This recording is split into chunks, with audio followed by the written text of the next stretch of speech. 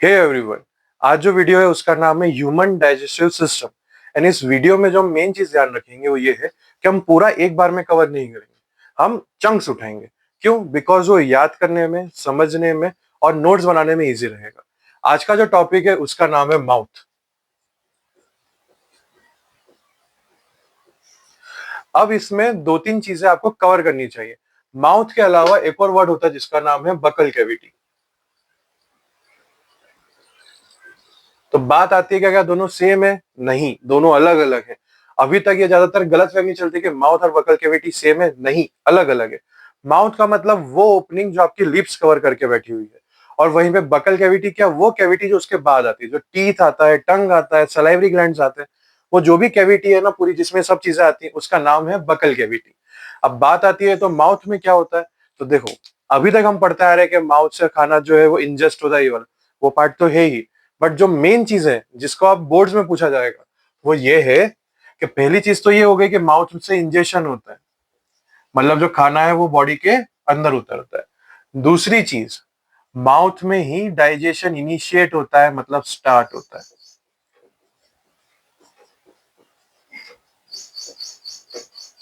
ये ध्यान रखना। इसका मतलब क्या, माउथ में डाइजेशन स्टार्ट होता है, इसका मतलब कि पहला वो कंपाउंड जो ब्रेक डाउन हो रहा है वो कहां पर हो रहा है? आपके माउथ में हो रहा है। तो ये दो पॉइंट याद रखना। कौन से? इंजेशन और डाइजेशन स्टार्ट्स हियर। स्टार्ट की जगह कितनी बार इनिशिएशन लिख देते हैं, पर दोनों का मतलब सेम होता है। क्या? कि यहां पर डाइजेशन स्टार्ट हो रहा है, इसका मतलब पहला न्यूट्रिएंट कभी अगर टूट रहा है तो कहां टूटेगा? आपके माउथ में टूटेगा या बकल कैविटी में टूटेगा? सही टर्म ज्यादातर क्या होगा आपका? Buccal cavity. अब और आगे चलते हैं कि माउथ में मेन चीजें क्या क्या है। तो माउथ में दो तीन चीजें आपको आनी चाहिए। सबसे पहले टीथ, दूसरा आपके पास टंग, और तीसरा आपके पास आता है सलाइवरी ग्लैंड। तो सबसे पहले जो सबसे बेसिक है, जो आप लोगों अभी तक पढ़ पढ़ के ही बड़े हुए हो, वो है टीथ।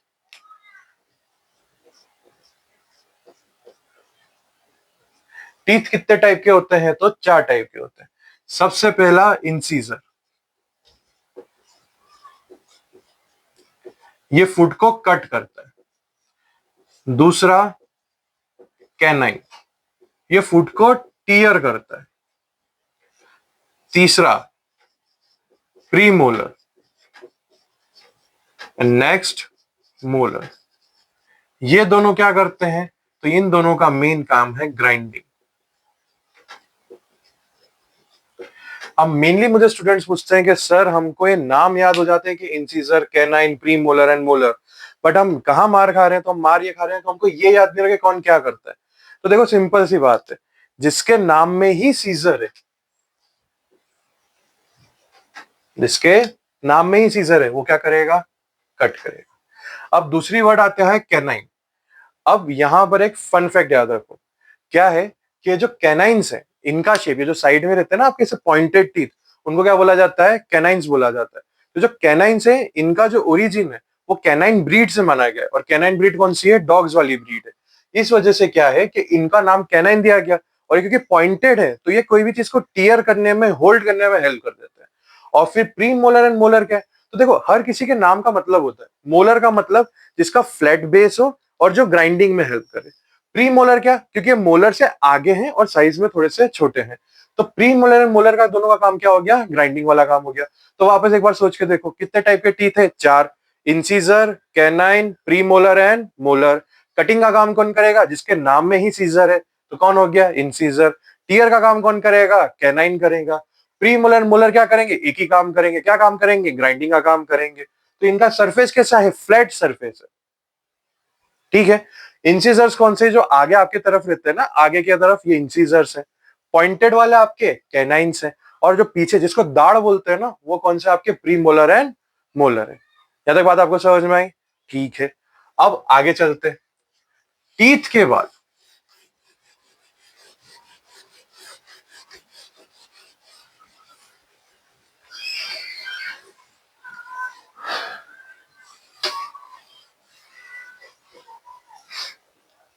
अब वर्ड आता है टंग। टंग क्या है? तो टंग एक मस्क्यूलर ऑर्गन है।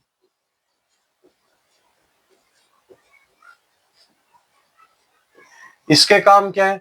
तो देखो, एक तो बड़ा सिंपल काम है, mixing of food with saliva. इसका मतलब क्या हुआ कि आप जब खाना खाते हो तो आपके मुंह में लार बनती है, जिसको थूक बोलते हैं, उसको इंग्लिश में क्या बोलते हैं? सलाइवा। तो आप जब खाने को च्यू कर रहे हो तो साथ में क्या हो रहा है? तो जो फूड है वो सलाइवा के साथ मिक्स हो रहा है। वो मिक्स किसकी वजह से हो पा रहा है? टंग की वजह से हो पा रहा है। कुछ समझ में आया कि खाना क्या कर रहा है? च्यू कर रहा है, पेस्ट बना रहा है। पेस्ट के लिए उसके अंदर कुछ मिक्स होना पड़ेगा। मिक्स होने के लिए क्या हो रहा है? सलाइवा मिक्स हो रहा है। और कौन मिक्स कर रहा है? तो टंग कर रहा है। और दूसरा जो सबको पता है, टंग जो है वो एक सेंसरी ऑर्गन है, वो क्या देगा आपको? टेस्ट। आप जो भी खाना खा रहे हो उसका जो भी टेस्ट है वो किसकी वजह से हो पा रहा है? आपके टंग की वजह से। तो क्यों हो पा रहा है टंग की वजह से? बिकॉज टेस्ट के लिए टंग के पास एक स्पेशल रिसेप्टर है जिसका नाम है गस्टेटरी रिसेप्टर,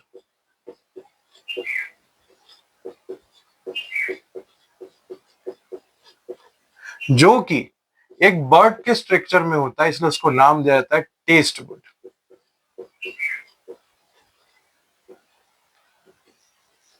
तो अगर कभी आपसे क्वेश्चन पूछ लिया जाए कि आपको टेस्ट किसकी वजह से फील होता है, तो टंग। टंग ऑप्शन नहीं है तो आपके पास गस्टेटरी रिसेप्टर। गस्टेटरी रिसेप्टर नहीं है तो आपके पास आंसर क्या है? Taste bud. ठीक है। अब क्या पूरे टंग पे हर जगह सेम टेस्ट फील हो सकता है क्या? नहीं। तो उसके लिए क्या है? तो उसके लिए एक अलग चीज है कि जो टंग है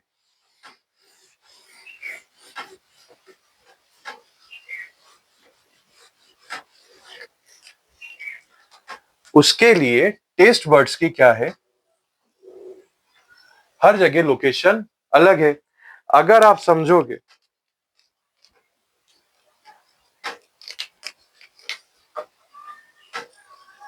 स्वीट,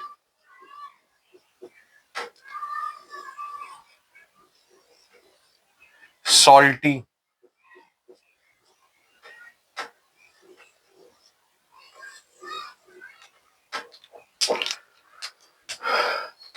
सार, खट्टा मतलब,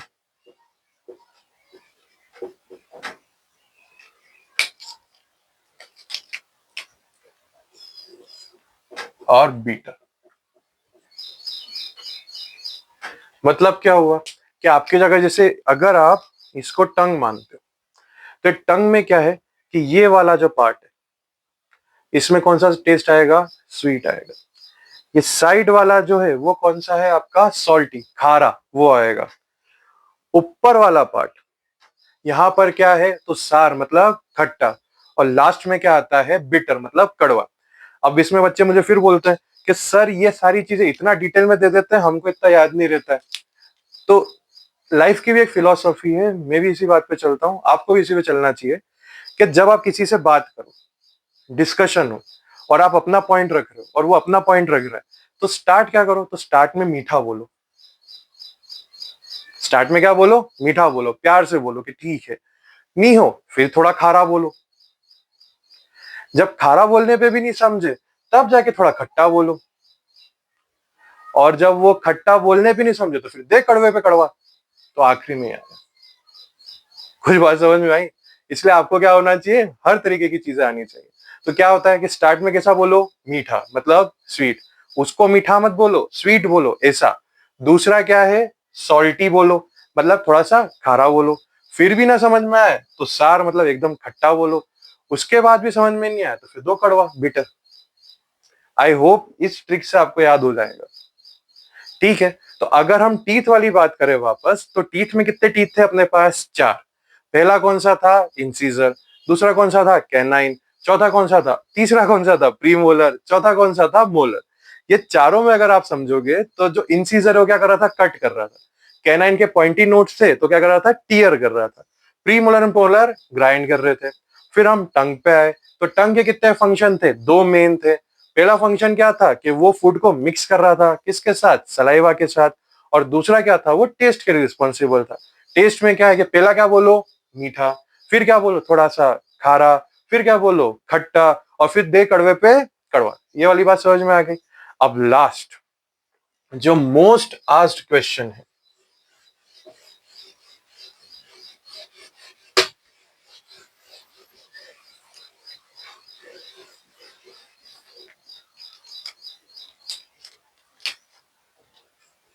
सलाइवरी ग्लैंड।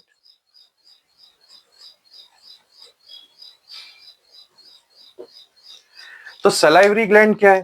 तो सलाइवरी ग्लैंड के बारे में दो तीन चीजें समझो। सबसे पहली चीज, ये एक्टोक्राइन ग्लैंड है। अब बोलोगे ये क्या होता है? तो क्लास 8 में ही पढ़ा है, क्लास 9th में ही पढ़ा है। एक्टोक्राइन, एक्टोक्राइन ग्लैंड वो जिनके पास डक्ट होती है, तो डक्टेड ग्लैंड है ये। इसका मतलब क्या हुआ कि सलाइवरी ग्लैंड के पास एक डक्ट है, एक पाइपलाइन है, जिससे वो अपने हार्मोन्स और एंजाइम को क्या करेगा? रिलीज करेगा। उस पाइपलाइन का नाम है सलाइवरी डक्ट।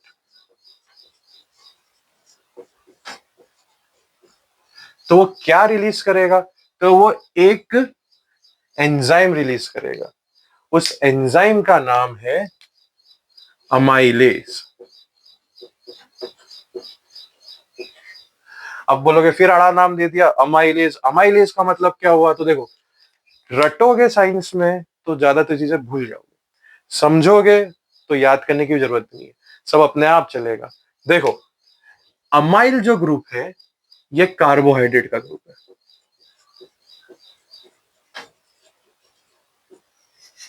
अमाइल किसका ग्रुप है? कार्बोहाइड्रेट का ग्रुप है। एस का मतलब होता है ब्रेकिंग। तो अपना दिमाग दौड़ाओ और बताओ कि अमाइलेज का काम क्या होगा? हिंट दूं? अमाइलेज का काम है कार्बोहाइड्रेट ब्रेकिंग। मतलब ये किसको तोड़ेगा? कार्बोहाइड्रेट को तोड़ेगा। आपको समझ में आया? तो वापस एक बार रिवाइज कर लो। आपके बकल कैविटी में ग्लैंड है, चलो एक नहीं 3 ग्लैंड है, उसका नाम है सलाइवरी ग्लैंड। सलाइवरी ग्लैंड कैसे टाइप का है? तो एक्टोक्राइन। और इसका एक और मतलब क्या हो गया? डक्टेड। डक्टेड मतलब इसका जैसे पाइपलाइन है, जिससे क्या करेगा? अपने हार्मोन्स और एंजाइम से रिलीज करेगा। हार्मोन और एंजाइम जिससे रिलीज करेगा वो डक्ट है। डक्ट का नाम क्या हो गया? Salivary duct. सलाइवरी डक्ट है तो उसमें क्या रिलीज कर रहा है वो? अमाइलेज। अमाइलेज तो क्या है आपका? एंजाइम। अमाइलेज क्या है? एंजाइम। और ये किसके थ्रू रिलीज करेगा? तो ये बहुत इजी बात है, आपको पता होगा, सलाइवा। हिंदी में थूक बोलते। तो कौन बना रहा है थूक को? Salivary gland. क्या रिलीज कर रहा है? सलाइवा। किसके थ्रू? Salivary duct. सलाइवा में कौन सा एंजाइम है? अमाइलेज। अमाइलेज में अमाइल का मतलब कार्बोहाइड्रेट, एस का मतलब ब्रेकिंग। तो काम क्या है? तो किसको तोड़ेगा? कार्बोहाइड्रेट को तोड़ेगा। अच्छा एक बात बताओ, कौन बना रहा है ये? Salivary gland. तो इसका नाम क्या होगा? तो इसका पूरा नाम होगा सलाइवरी अमाइलेज। बात समझ में आई? है तो वो अमाइलेज, बट कौन प्रोड्यूस कर रहा है? Salivary gland. तो नाम क्या हो जाएगा इसका? Salivary amylase. अब बात आती है फंक्शन। तो देखो, आप जो भी खाना खाते हो, जो भी खाना खाते हो, उसमें स्टार्च होता है। स्टार्च क्या है? तो आपका कॉम्प्लेक्स कार्बोहाइड्रेट है। ये सलाइवरी अमाइलेज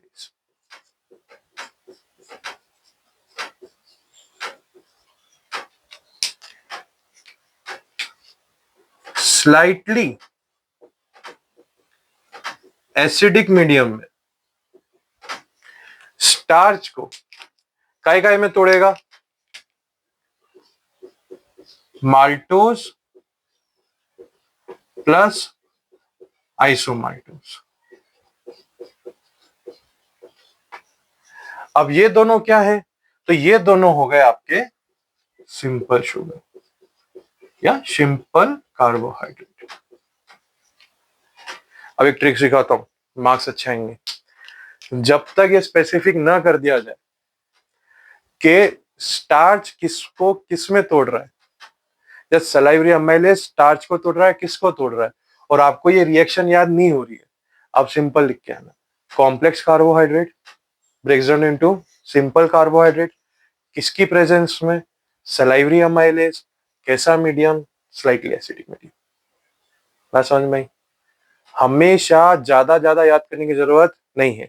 स्टैंडर्ड आंसर क्या होगा? तो in the presence of salivary amylase, starch is break down into maltose and isomaltose. ये बात समझ में आई। लेकिन अगर मुझे ये सब याद नहीं हो रहा है या एग्जाम टाइम में मैं पैनिक मार गया हूं और मुझे चीजें याद नहीं रह रही हैं, तो गलत लिखने से अच्छा है कम सही लिख के। मतलब मैं कुछ भी लिख दूं, स्टार्च को ग्लूकोज ने ग्लूकोज फ्रक्टोज किसी में तोड़ दिया, इसकी जगह मैं अगर ये लिख के आऊं कि कॉम्प्लेक्स कार्बोहाइड्रेट सिंपल कार्बोहाइड्रेट में टूट जाएगा, इसमें मार्क्स मिलने के चांसेस ज्यादा है। ऑल्दो पूरे नहीं मिलेंगे, 3 मार्क्स का क्वेश्चन है तो हो सकता है 2 ही मिले, पर 2 तो मिलेंगे। पर अगर आपने पैनिक मारते हुए या कुछ भी अनशन आंसर लिखते हुए कर दिया कि जो स्टार्च जो ग्लूकोज फ्रक्टोज में टूट जाएगा, तो 0 मिलेगा। अब वो आप पे है कि आपको 0 चाहिए या 2 चाहिए। जब तक मेरी गणित कहती है 2 हमेशा 0 से अच्छा रहता है, जब तक मार्क्स की बात हो। ठीक है, यहां तक आपको पूरी बात समझ में आ गई। इसके साथ आपके जो माउथ है वो पार्ट कवर हो गया। अब इसमें 2-3 चीजें ये भी है कि माउथ में कितने टीथ होते हैं, तो 32 टीथ होते हैं। पर क्या बच्चों में भी होते हैं? नहीं, बच्चों में 28 होते हैं। एडल्ट्स में कितने होते हैं? तो 32। तो बाकी के 4 कहां से शॉपिंग करके लाए? शॉपिंग करके नहीं लाए। जब 18th ईयर आता है तो 18 से 21 ईयर्स के बीच में भगवान को लगता है कि बच्चे में अक्कल आ गई होगी, इसलिए वो एक दाढ़ निकालते बाहर जिसका नाम है अक्कल दाढ़। अब ये बोलने की बात है, रियलिटी ये है कि जब मैच्योरिटी होती है तभी वो जो दांत है या दाढ़ है, मोलर्स, वो बाहर निकलते हैं। और जब वो बाहर निकलते हैं तब तक जनरली एज क्या होती है? 18 से 21। तब तक इंसान जो है एडोलेसेंस छोड़ रहा होता है और एडल्ट हो रहा होता है, तो बोलते हैं अब समझदार हो गया होगा। समझदारी को इंग्लिश में बोलते हैं विजडम, इसलिए उसका नाम क्या हो गया? Wisdom tooth. और हिंदी में क्या बोलते हैं उसको? अक्कल दाढ़। बट वो कब आएगी? वो एडल्ट में आएगी। और एक और फन फैक्ट सुनते जाओ, आप जाइए रहे हो तो, हर किसी को अक्कल नहीं आती, वैसे हर किसी को अक्कल दाढ़ भी नहीं आती। तो अगर मैं आपसे बोलूं कि ऑन एन एवरेज सबके कितने दांत हैं, तो 32। चाइल्ड में कितने? 28।